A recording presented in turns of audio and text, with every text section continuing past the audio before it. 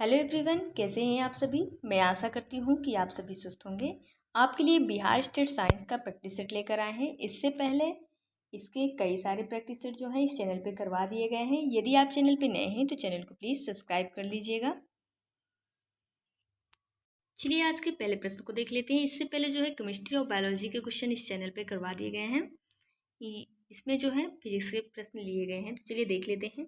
पहला प्रश्न पूछा है, यदि वायु से जल का अपवर्तनांक 4/3 है तो जल से वायु का अपवर्तनांक क्या हो गया। तो इसका जो राइट आंसर हो जाएगा वो ऑप्शन नंबर हम बी के साथ चले जाएंगे, यानी इसी का अपोजिट हो जाएगा, यानी 3/4 इसका राइट आंसर हो जाएगा। ऑप्शन नंबर बी इसका राइट आंसर हो जाएगा।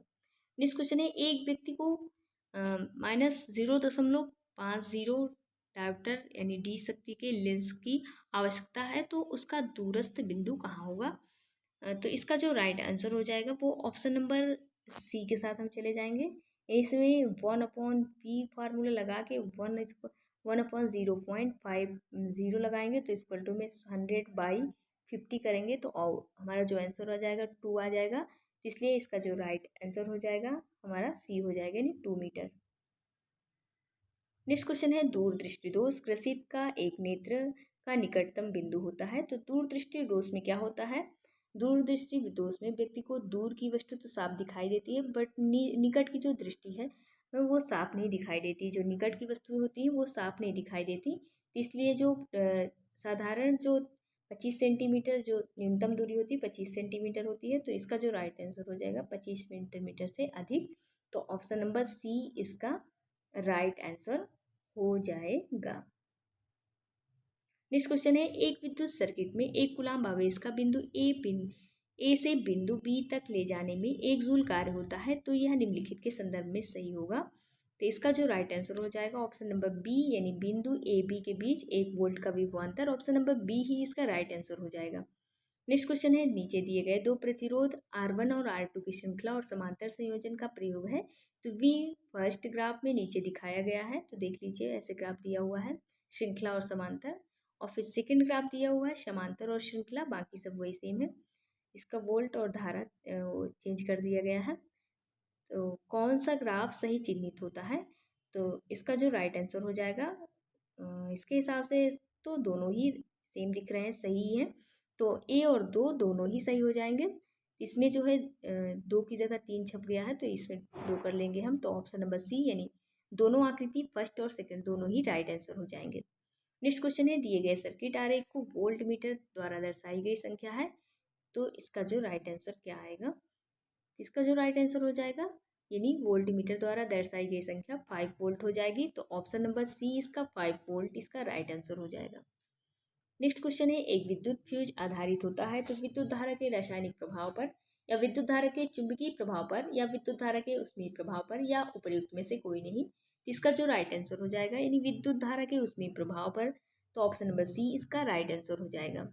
नेक्स्ट क्वेश्चन है, एक बॉक्स एक प्रकार के सौर कुकर के शीर्ष पर कांच के आवरण का उद्देश्य है।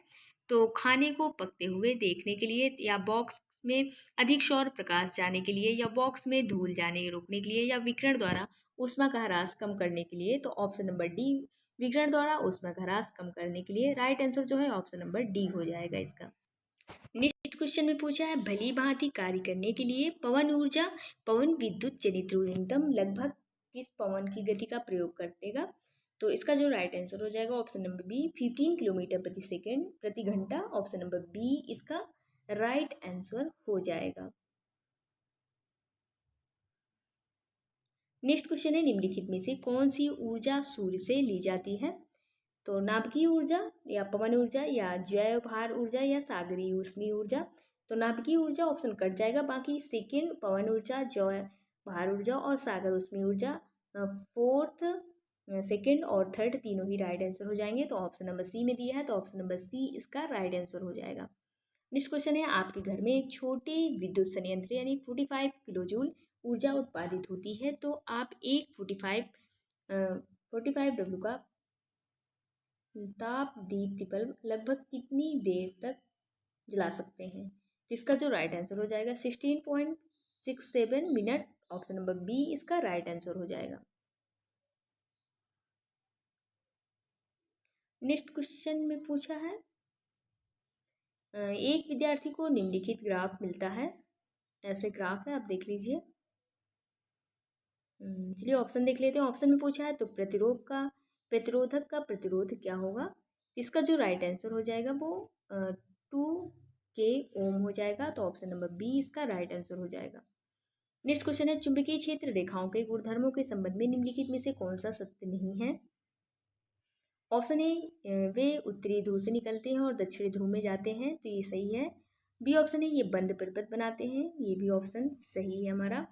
ऑप्शन सी है, जब दो चुंबक रखे जाते हैं तो एक दूसरे को प्रतिच्छेदित करते हैं। कभी भी जो चुंबक है एक दूसरे को प्रतिच्छेदित नहीं करते हैं। तो ऑप्शन नंबर सी ही इसका राइट आंसर हो जाएगा। इसमें निगेटिव पूछा है, इसलिए ऑप्शन नंबर सी ही इसका राइट आंसर हो जाएगा। नेक्स्ट क्वेश्चन है, समतल दर्पण द्वारा निर्मित प्रतिबिंब की प्रकृति और दूरी के संबंध में निम्नलिखित में से सत्य विकल्प को चुनिए। तो समतल दर्पण हम जानते हैं, जो समतल दर्पण होता है वो सदैव आभासी बनेगा। मान लो ये कोई समतल दर्पण पे कोई वस्तु रखी हुई है, तो समतल दर्पण के पीछे प्रतिबिंब बनेगा। मान लो ये कोई प्रतिबिंब है, मान लो ये वस्तु रखी हुई है, वस्तु ए है हमारी, और प्रतिबिंब जो बना रहा है, तो प्रतिबिंब जो बनाएगा वो भी सेम बनाएगा, यानी समतल दर्पण एकदम सीधा बनाएगा, एकदम सामने एकदम सीधा बनाएगा, ना छोटा ना बड़ा, वस्तु के बराबर जो प्रतिबिंब बनेगा, और सदैव दर्पण के पीछे बनेगा। और जो प्रतिबिंब बनेगा वो आभासी बनेगा, ना कि वास्तविक बनेगा। और जो इसका जो बनेगा, जैसे बायां का दायां, दायां का बायां, यानी विक्षेपण होगा, ऐसे बनेगा। तो इसलिए चलिए देख लेते हैं वास्तविक। तो इसमें वास्तविक दे दिया तो वास्तविक नहीं बनेगा, आभासी बनेगा, तो ऑप्शन कट जाएगा। इसमें आभासी दिया है, सीधा दिया है, तो पीछे बनेगा, परंतु दूरी कम रहेगी, नहीं दूरी भी बराबर रहेगी, तो ये भी ऑप्शन कट जाएगा।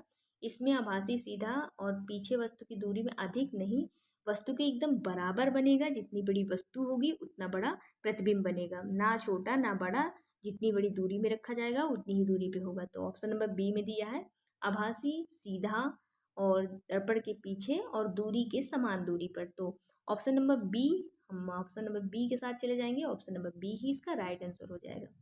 नेक्स्ट क्वेश्चन है, एक अवतल दर्पण द्वारा एक वस्तु का आभासी प्रतिबिंब प्राप्त करने के लिए वस्तु रखी होती है। तो वास्तव क्या आभासी प्रतिबिंब के बारे में बात कर रहा है। तो एक ही कंडीशन जो आती है, जो अवतल दर्पण में आभासी प्रतिबिंब बनता है, बाकी जितनी भी कंडीशनें होती हैं सभी में वास्तविक प्रतिबिंब बनेगा। तो वक्रता जो आभासी प्रतिबिंब बनेगा, मुख्य फोकस और ध्रुव के बीच में बनेगा। तो ऑप्शन नंबर डी इसका राइट आंसर हो जाएगा, यानी मुख्य फोकस और ध्रुव के बीच में। मान लो ये मिरर है, तो यहाँ पे सी यानी केंद्र हो गया, यहाँ पे फोकस दूरी हो गई, और यहाँ पे पोल यानी ध्रुव हो गया। तो यहाँ पे मान लो फोकस, ये फोकस हो गया, ये ध्रुव पोल हो गया। तो इसी के बीच में यदि वस्तु रखी जाएगी तो वही आभासी मिरर के पीछे बनेगा और आभासी बनेगा। तो ऑप्शन नंबर जो है डी ही इसका राइट आंसर हो जाएगा।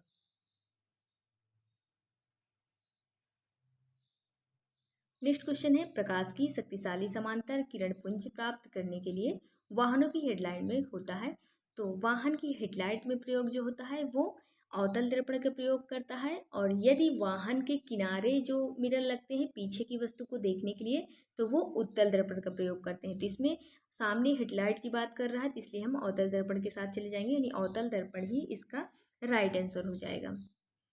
नेक्स्ट क्वेश्चन है, सदैव आभासी सीधा प्रतिबिंब प्राप्त करने के लिए किस प्रकार के दर्पण का प्रयोग लाया जाता है। तो इसका जो राइट आंसर हो जाएगा, यानी ऑप्शन नंबर समतल और जो उत्तल दर्पण होते हैं उनमें सदैव आभासी प्रतिबिंब बनते हैं, बल्कि जो अवतल दर्पण होता है उसमें जो है सदैव आभासी प्रतिबिंब नहीं बनते सभी। यानी अवतल दर्पण एक ऐसा प्रतिबिंब है जिसमें कई कंडीशन में जो है वास्तविक प्रतिबिंब बनेगा, खाली एक कंडीशन है जिसमें आभासी बनेगा।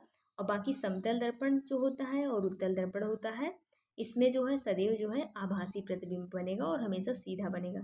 इसलिए राइट आंसर जो है ए और बी सही है। तो ऑप्शन नंबर ए और बी के साथ हम चले जाएंगे। डी ऑप्शन, सी ऑप्शन इसमें गलत रहेगा, बाकी ए और बी दोनों ही राइट आंसर हो जाएंगे हमारे।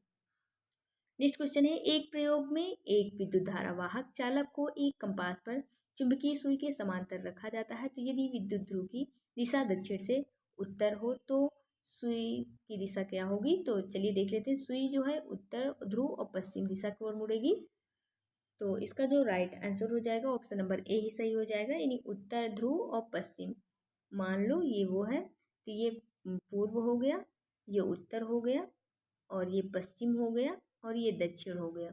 तो इसमें कहाँ रखा है, विद्युत धारा चाहक चुंबकीय सुई समांतर रखी है, तो विद्युत धारा दिशा दक्षिण से उत्तर है, यानी दक्षिण से उत्तर है, ऊपर की ओर है। तो इसमें जो सुई की दिशा होगी वो उत्तर और पश्चिम होगी, यानी उत्तर और ध्रुव जो है उत्तर से पश्चिम की ओर होगी, यानी ये पश्चिम है ये उत्तर है, तो ऐसे होगी। तो ऑप्शन नंबर ए के साथ ही चले जाएंगे, यानी ऑप्शन नंबर ए इसका राइट आंसर हो जाएगा। नेक्स्ट क्वेश्चन है, एक लंबे सीधी विद्युत वाहक तार में चुंबकीय क्षेत्र की शक्ति, ऑप्शन ए दिए फर्स्ट दिया, तार के पदार्थ की प्रकृति पर निर्भर करती है, या विद्युत धारा से प्रत्यक्ष समानुपाती होती है, या दूरी से प्रतिलोमी समानुपाती होती है। तो इसका जो राइट आंसर हो जाएगा वो ऑप्शन नंबर सी के साथ चले जाएंगे, यानी सेकेंड और थर्ड इसका राइट आंसर है। तो विद्युत धारा के प्रत्यक्ष समानुपाती और दूरी से प्रतिलोम समानुपाती, ऑप्शन नंबर सेकेंड और थर्ड इसका, यानी ऑप्शन नंबर सी इसका राइट आंसर हो जाएगा। नेक्स्ट क्वेश्चन है, एक चुंबकीय क्षेत्र में रखे गए विद्युत वाहक तार पर बल की दिशा निर्भर करती है, तो किस पर निर्भर करती है, तो ऑप्शन नंबर सी विद्युत धारा की दिशा के साथ साथ क्षेत्र की दिशा पर भी निर्भर करेगी, तो ऑप्शन नंबर सी इसका राइट आंसर हो जाएगा। नेक्स्ट क्वेश्चन है, निम्नलिखित परिघटनाओं में से कौन सी व्याख्या इस अवधारणा के साथ नहीं की जा सकती, तो प्रकाश सदैव सीधी रेखा में चलता है, अपवर्तनांक या परावर्तन या विवर्तन या पारगम, तो प्रकाश जो है हमेशा सीधी रेखा में चलेगा, तो कौन सी प्रक्रिया नहीं होगी, तो विवर्तन नहीं होगी, तो ऑप्शन नंबर सी इसका राइट आंसर हो जाएगा। नेक्स्ट क्वेश्चन है, समतल दर्पण द्वारा बनाया गया प्रतिबिंब, तो इसमें दिया है वस्तु के आकार के 2 गुना होता है, या वस्तु के आकार का आधा होता है, या वस्तु के आकार के बराबर होता है।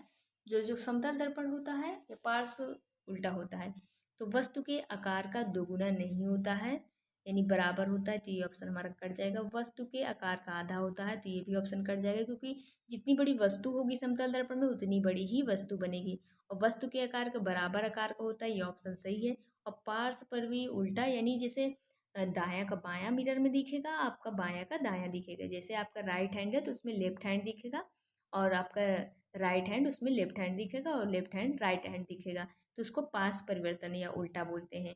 तो राइट आंसर जो है थर्ड और फोर्थ किसमें दिया है, तो ऑप्शन नंबर सी थर्ड और फोर्थ सकते हैं, तो ऑप्शन नंबर सी ही इसका राइट आंसर हो जाएगा। नेक्स्ट क्वेश्चन है, चम्मच के बाहर की ओर उभरे हुए पृष्ठ से प्राप्त प्रतिबिंब की प्रकृति क्या होगी, इसे कौन से प्रकार के दर्पण के निकट माना जाएगा।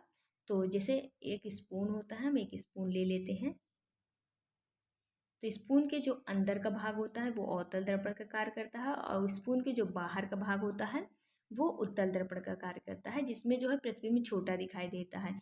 तो उत्तल दर्पण उल्टा प्रतिबिंब दिखाई देगा और छोटा दिखाई देगा। तो उत्तल दर्पण कहाँ दिया है, तो उत्तल दर्पण दिया है, ये दिया है, और सीधा भी होता है।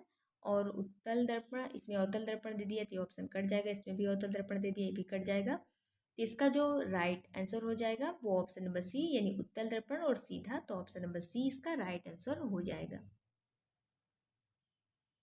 नेक्स्ट क्वेश्चन है, अनंत दूरी पर रखी हुई एक वस्तु अवतल दर्पण के समकक्ष x दूरी पर रखने पटल पर एक स्पष्ट दीप्ति प्रदीप्ति बनाती है, तो x बराबर होगा, तो इसका जो राइट आंसर हो जाएगा, यानी कोई वस्तु अनंत पर रखी हुई है, मान लो ये केंद्र है और ये अनंत है, इसको हम P से डिनोट कर देते हैं, तो अनंत, इसको हम अनंत मान लो ए से डिनोट कर देते हैं।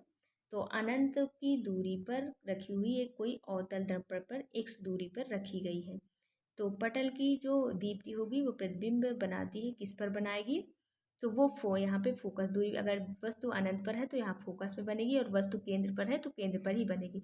यहाँ अनंत पर वस्तु है तो x जो है फोकस पर प्रतिबिंब बनेगा, तो जो दर्पण की फोकस दूरी पर बनेगी, तो ऑप्शन नंबर सी इसका राइट आंसर हो जाएगा। तो सी में दिया है फोकस दूरी पर, तो ऑप्शन नंबर सी इसका राइट आंसर हो जाएगा। नेक्स्ट क्वेश्चन है, यदि आवर्धन m इक्वल टू +1.5 है तो प्रतिबिंब के बारे में पूछा है, तो कैसे बनेगा, तो इसका जो राइट आंसर हो जाएगा, इसका राइट आंसर हो जाएगा वो पहला ही हमारा राइट आंसर हो जाएगा, यानी प्रतिबिंब का आकार बराबर वस्तु का आकार वास्तविक और प्रतिबिंब बनेगा, तो ऑप्शन नंबर ए इसका राइट आंसर हो जाएगा। नेक्स्ट क्वेश्चन है, जल में आंशिक रूप से डूबी हुई पेंसिल वायु और जल के अंतरा पृष्ठ का प्रतिस्थापित प्रतीत होती है, तो यह किसके कारण होता है, तो टिंडल प्रभाव या विक्षेपण या प्रकीर्णन या अपवर्तन। तो प्रकाश का अपवर्तन का नियम आपने पढ़ा होगा, तो प्रकाश का अपवर्तन का नियम ही ये राइट आंसर हो जाएगा, यानी कोई जब छड़ी होती है हम एयर से देखते हैं यानी पानी में तो वो टेढ़ी दिखाई देती है, क्योंकि वो विरल से ये संघन माध्यम हमारा जल हो गया। इसमें जो है वस्तु जो है अभिलंब हम जब डालते हैं तो अभिलंब की ओर वस्तु ऐसे जानी चाहिए, तो वस्तु जो है यहाँ पे चले यानी अभिलंब की ओर झुक जाती है, जिससे जो है छड़ी टेढ़ी प्रतीत होने लगती है।